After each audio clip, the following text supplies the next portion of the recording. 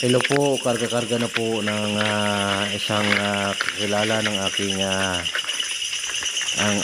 pamangkin.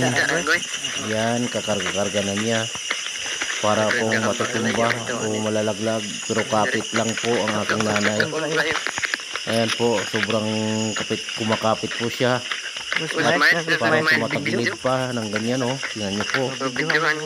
Oh. Maraming salamat yung nagkakarga dyan. At siyempre po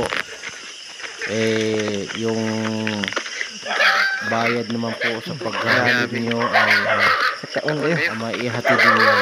Hintay lang po dahil wala pa po ako sweldo.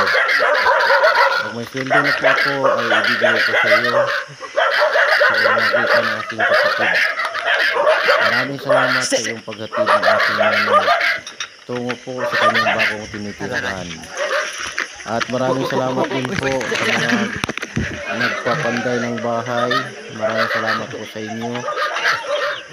Ito lang po aking masasabi. Maraming salamat po talaga. Hanggang sa muli. Lingkod na.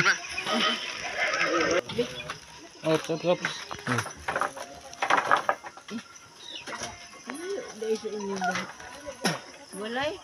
Ha? Tayo.